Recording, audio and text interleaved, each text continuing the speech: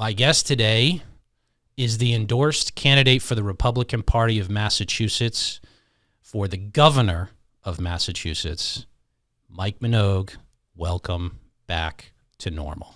Thank you, Jeff. Great to be here. And it would be great to get back to normal, wouldn't it? Yeah. That's why, the name of the show is appropriate. It came to me, I guess, right before we were ready to launch. And I'm like, that's what we want to return to. Some sense of normalcy where we're in this cuckoo world and with bad leadership in place.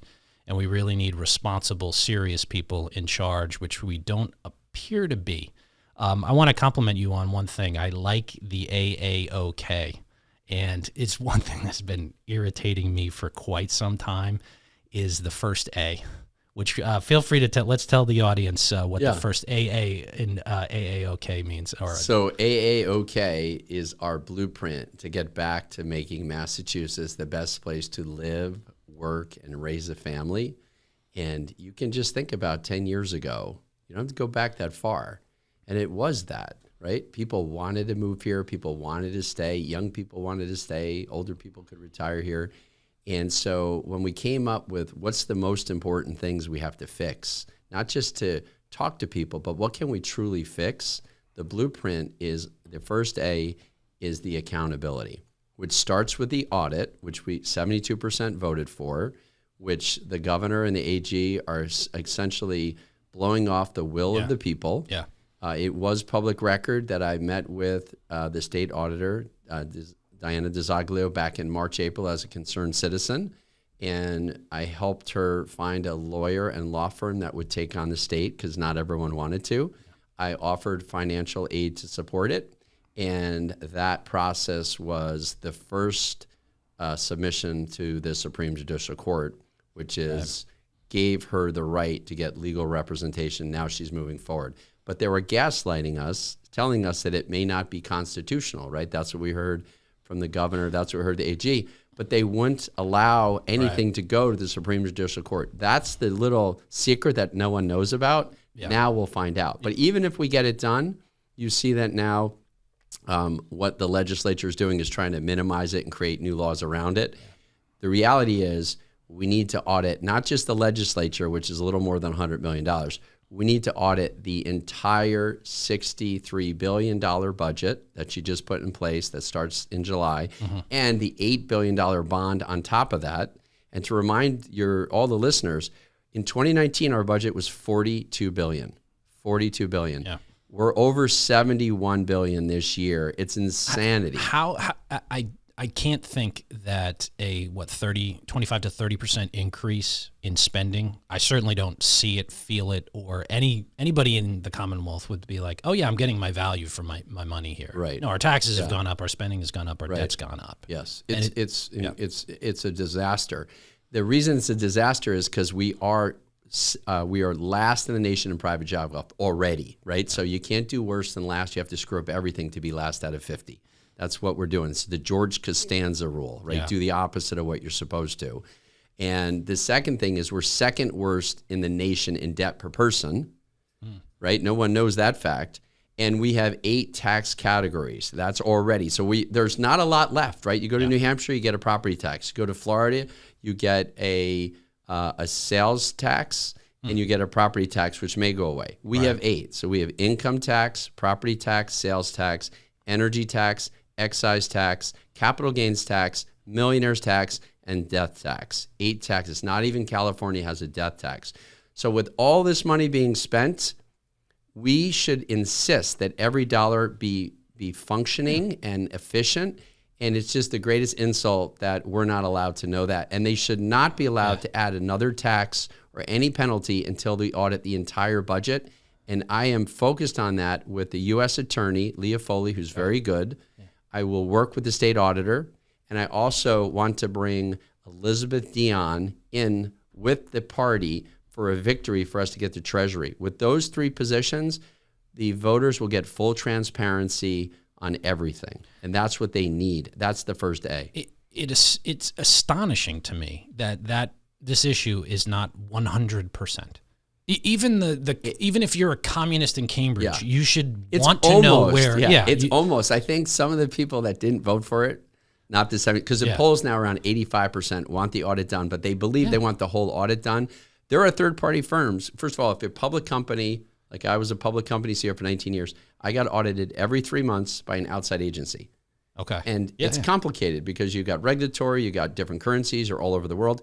Of course, you can audit a state budget. In fact, at my expense, I had a third-party audit firm come in and audit the books all the way back to 2019. That's how I know we've got $120 billion in debt. It's growing at around 4% interest. It's why we have an undisclosed debt in bonds. We don't have all that. I wasn't able to do it a freedom of information.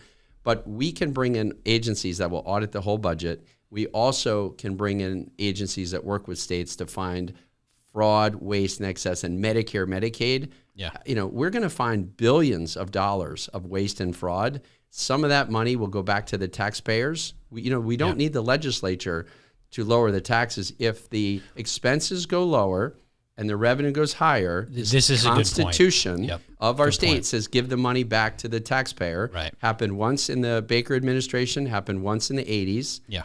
There is a ballot question to go from 5 to 4%, but it's only a third of a point. I hope to do better than that. And we also have a ballot question to do the revenue cap calculation, where it basically calculates all revenue in to the Commonwealth. So instead of having 2 tax rebates in the last 40 years, it would be 24 tax rebates. So that's what we have to do. That's why the accountability, and the only reason I think some people didn't vote for it is because they didn't trust that it was actually ever going to get done or didn't understand it. But it's nearly 100% of the people don't want their tax dollars wasted. It's basic common sense. Absolutely. People even on the left who would want a vast, generous welfare state should at least want to know where the money's coming from and where it's going. Right. So it's not going to legitimate fraud. But there's some weird disconnect in our opponents that they say where we have a situation where just because they're not bringing up the fact that there should be full transparency, they need to be against transparency. It's childish, but the accountability portion. Yeah. This is why I really like that first A. Yeah.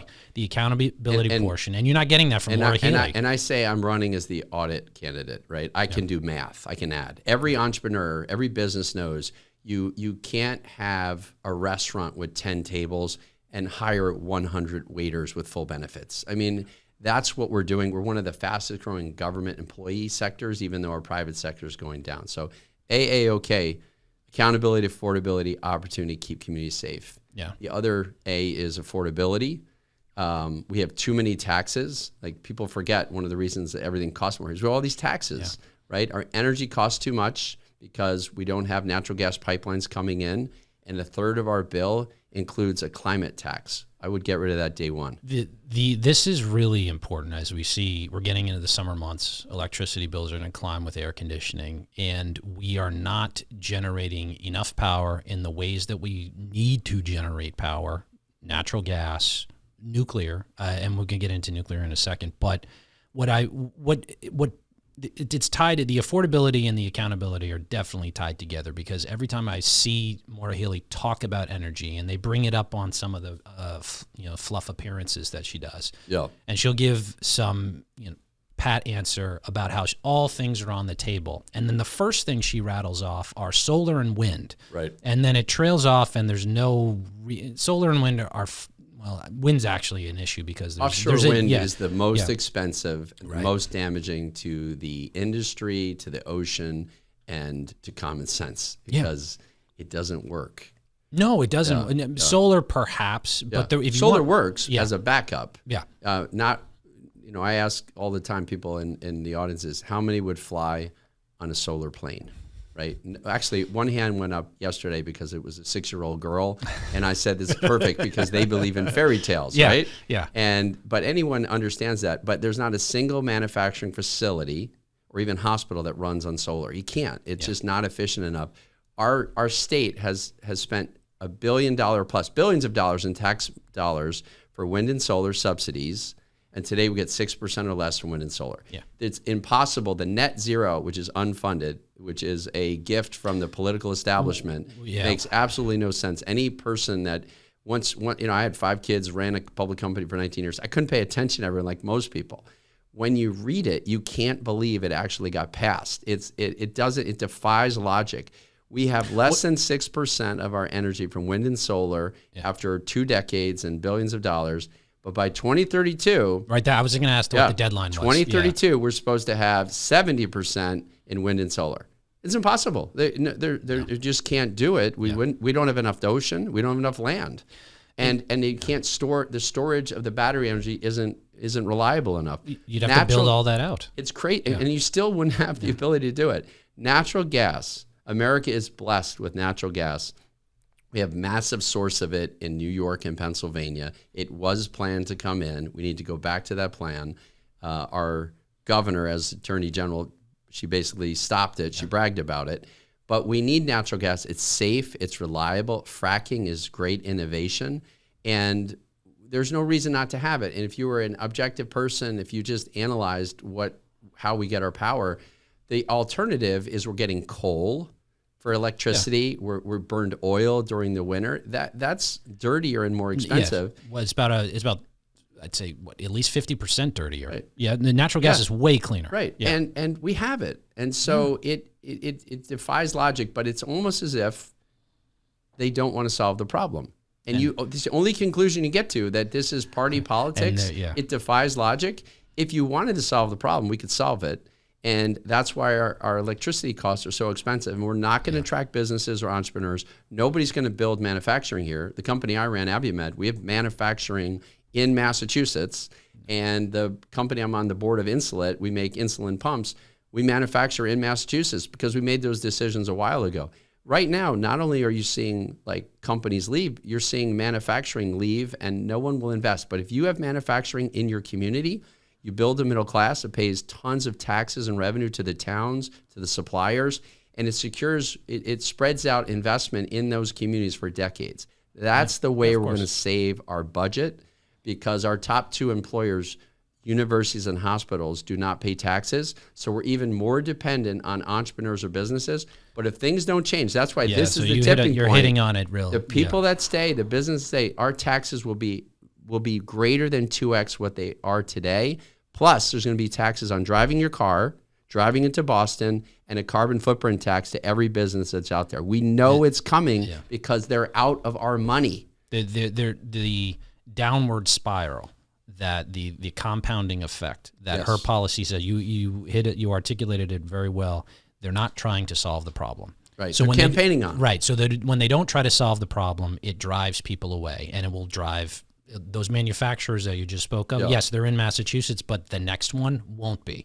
So the jobs will leave, the revenue will leave, the tax base will leave, and we will continue to circle the drain, eventually going down it if we don't turn it around.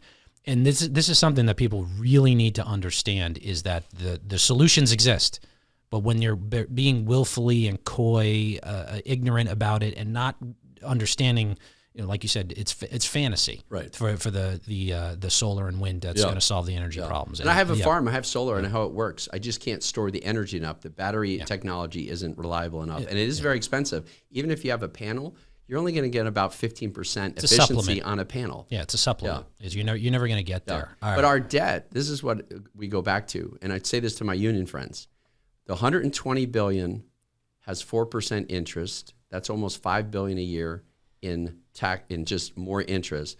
But we have $40 billion of unfunded. So if you're in a union, and if you think that pension plan is safe for there, if we don't change the economy, states don't print money. And they need to be very cautious, because we need to get the balance sheet back in order without this massive debt and people leaving. That's how we're going to get back to being one of the best places to live, work, and raise a family. All right. AA, we've covered. Yep. Okay.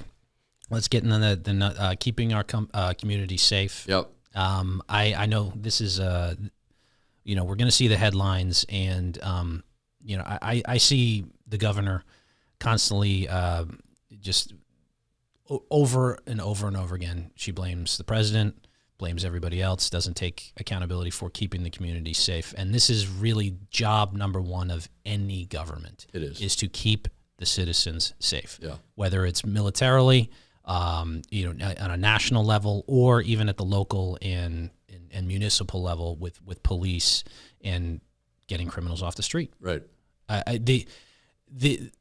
It's troublesome. to me, because this is one, people like living here. People like Massachusetts. They want to stay in Massachusetts. But if you get to the point where your lawmakers and your law enforcers are abdicating their role of what they're supposed to do, which is job one, is keeping it safe. So what are some of the things you're going to turn around when you get elected? And believe me, you're going to get elected, because people are going to start to see past all the nonsense that she's been engaging in. Totally agree. 2.3 million people voted for the audit. We need 1.5 million to win. Yeah. People feel it. They sense it. Now, you can tax people and harass them and harass businesses. That's driving people to leave. But the moment you're not a safe Commonwealth, or the moment you're not a safe city anymore, that drives panic. That moves people faster than anything. They're no longer even rational about leaving. We need the governor to uphold the law and keep the community safe, not play party politics. So the first thing is, we will not be a sanctuary state when I am governor. I don't need the legislature for that. That's the federal law. Yeah. 14 million people crossed the southern border during the Biden administration. If you are a sanctuary state, you are attracting the criminal illegal immigrants, the drug dealers, the MS-13. It's a fact. Why? And now, so we declare that will start people from coming here, but it'll also drive people to leave. Mm-hmm. But we also need to get rid of the freebies that come with it. Right to shelter does not apply to legal immigrants for citizens. And I will get rid of that on day one. I don't need the legislature. The law says citizens. And then we're not going to give free health care, free cash cards, free education, free community college, and shield them from the fraud investigation, which is what our governor is doing, because we have fraud in our SNAP programs. And she's refusing. This is a government fund, right? This is a $3 billion federal government fund that we get, but we're supposed to give the names of the people that are getting it. The governor is refusing to do this. Maura Healey has said that she doesn't want to turn over those identifications for fear that they'll give those identifications to ICE. So she's acknowledging there's fraud, because illegal immigrants are not entitled to our tax dollars and food stamps. Right. So we just know there's massive fraud. That's partly why they're not allowing for any of the fraud. But again, we have a good U.S. attorney, and everywhere she looks, everywhere she checks, on her own, she's finding fraud and waste. And the last subtle thing about safe is that girls need safe and fair sports and right to privacy. That's common sense and compassion. We can be compassionate and respectful to everyone. I'm a person of faith, and I am a compassionate person. I like to help people. But that's not at the expense of girls that need fair and safe sports. And that's something that, again, most people want to see us restore back to normal, back to common sense. Yeah, there's nothing objectionable in any of that. And it's what, barring the ideology of certain people in our opponent's party, it's what most people agree to.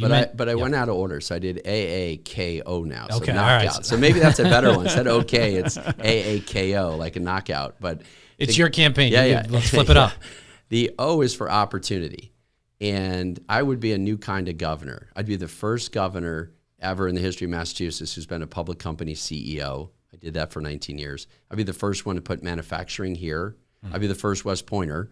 And I also be the first one that be a political outsider, right? I'm not part of the establishment. I'm coming in to solve problems. I identify as an American. And the governor's role is to do what's in the best interest of our citizens, our entrepreneur businesses. And that starts with jobs in the economy. Yeah. And so since I've been a CEO, I understand how frustrating the red tape is and the bureaucracy firsthand, and I would eliminate that. There's a lot of things we can do. Just even when you get around the stretch codes or the permitting process, if you want to manufacture, but it's going to build a building and it's a permitting process issue, and it's not the building. Talk to anybody in the trades, and they get frustrated with it because you can't build around here. Yeah.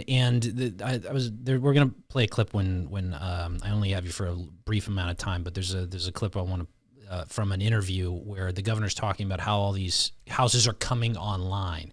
It's like you go coming online. It's like, do they exist? Yeah. Oh no, not yet. They're just in the process in this pipeline. So, all right. I know you're short on time. So money-wise, let's go back to the opportunity to what we love to. We have some of the best health care in America here, and America is one of the best in the world. Yeah. But we're at risk because a system, the doctors cannot stay in business if the majority of everything they get is Medicaid, Medicare, and not commercial insurance. Yeah. So at Aviamed, I bought insurance for our employees for 19 years. I never saw a single-digit increase. It was always double-digit every year. But what's happening is more businesses are leaving. We're losing the commercial insurance, and it's really harming our general practitioners. Your local doctor, many are retiring or many are leaving because Medicaid is going to get 60% less in reimbursement than commercial insurance, which means they can't stay in business. Which means they charge other people more. Yeah. They charge other people more, the ones that stay. But it also means with that number going down or they're busier, many people can't get in to see them within months, and they end up in the emergency room. Yeah. That's how they get their general care. And that's why our emergency rooms are busier than ever. We also we have a mental health crisis. And the mental health crisis, the protocol is also to go to the emergency room, which is the worst place for them. But our system is set up so that general practitioners and the counselors cannot see them, can't be reimbursed.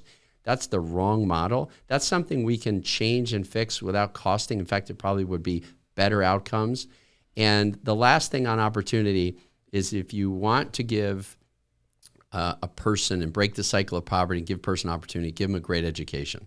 Right. So for the last 3 years, our foundation is the Mike and Renee Minogue Foundation. We have been working with, and we help veterans get jobs, but we also help kids, healthcare, and education. And we started a process to try to get educational grants to Massachusetts. Massachusetts, in the Constitution, does not allow our tax dollars in the state to go to a private school. It's called the Blaine Act. So that's not going to change. But federal dollars are totally different. And so there's something that we helped and support and raise money for and fund called the Federal Scholarship Tax Credit, which is now law. But in order for our state to get the benefit, the governor has to opt in. Yeah. Now, our governor's had 5 months to opt in. She hasn't. And it's good for kids. It's good for parents. It's even good for teachers. And it will allow hundreds of millions to over $1 billion in vouchers that will go to 80% of the parents that have kids in school. It can be private schools, public schools, homeschooling. And this, again, is party politics. Yeah. If we wanted to just do what's in the best interest of our students, she would have opted in 5 months ago. Yeah, the teacher unions are saying it hurts the public schools. It takes money away. It's absolutely false. Yeah. It's federal dollars. And if we don't keep it in the state, it's going to go to D.C. and we'll never see that money. This is an issue that I think, affordability is top of mind for most of the voters in Massachusetts, but I think the education would be a close second, right? I think there's a lot of concerned parents that they're seeing the test scores go down, both locally and nationally. They're concerned about what their kids are learning. They really just want them to have a high-quality education because you're right. The best opportunity for anybody, no matter your socioeconomic status, is to have a great education. Right. And we had that once upon a time, but it's eroding with a lot of the stuff. And we can't, the program you mentioned would be critical to bolstering the education here in Massachusetts. Well, I mean, like everyone loves to say, we have the best schools. We do have the best schools. We also have the biggest variation in some of the worst schools. If you're in the wrong zip code, your kid's trapped. And the private schools are very expensive. So we need to be smart. Like in Lawrence, the private schools that are getting the kids that get the opportunity to go there. So one of the schools that we work with is Lawrence Catholic Academy with Father Paul O'Brien. And their kids are reading, writing, in uniform, and all of them go into high school, which doesn't sound like a big deal. But if you go to some of these areas where they have bad zip codes and they don't have the right, and it's not even the funding, it's just they're not operationally efficient.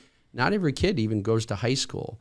And then we got rid of the testing of high school students last election. Right, for the MCAS, Which means that we're graduating kids that can't read and write English out of high school. That is not fair to them. That's not compassionate. It's not helping anyone. And all the studies show that if you can't read and write English coming out of high school, your path forward is not a good path. And the governor has been silent in this. All right, so you are short on time, and we are at time. And before your staff bites my head off, I'm going to wrap it up because I know, I want to have you back on. We'll have you back on soon. It's been a great conversation. But I'm going to encourage people. I've been throwing on the graphic. Minogue4ma.com. All right, that's been a graphic that's been coming up. So go to Mike's campaign, contribute, volunteer. We need door knockers for this election. We need people to get out there, get the vote out there. Our link is on the screen for Mass GOP. Scan the QR code. Mike, I want to have you back on real soon. It's been a good conversation. Went by too quickly. We have a lot of we have a lot of things we want to cover, but you have an open invite anytime you want to come on. But I really appreciate you stepping up and getting on the ballot and putting your name out there, putting your reputation out there to get elected. I've done it before. I know it's hard. You're the guy out there taking the slings and arrows, and it takes a lot, and we need people to do that. We need quality people who are serious and understand how serious a situation we're facing. So until that, I'll wrap it up. Anything else you want to say? Yeah, just to close, I think this is a tipping point election. I think people realize that we won't survive 4 more years of overspending, overtaxing, and overregulating, and it will be massive exodus. And what I'm asking everyone to understand is put your kids, put the citizens first. And when you analyze what problems we have to solve that we can solve, and have the courage to step up, don't be gaslighted that we can't win. This is not a blue state or a red state. It is 65% unenrolled or independent. And they know we need change. We're going to get change. And we have the financial means and the resources and the volunteers and the message that I will be a new kind of governor in November. Excellent. And with that, I will leave the audience until next time. We appreciate you watching, and go support Mike in any way you can. So Mike Minogue, thanks so much for coming on, and we'll have you on again soon. Thanks, Ted. Appreciate it. Bye-bye.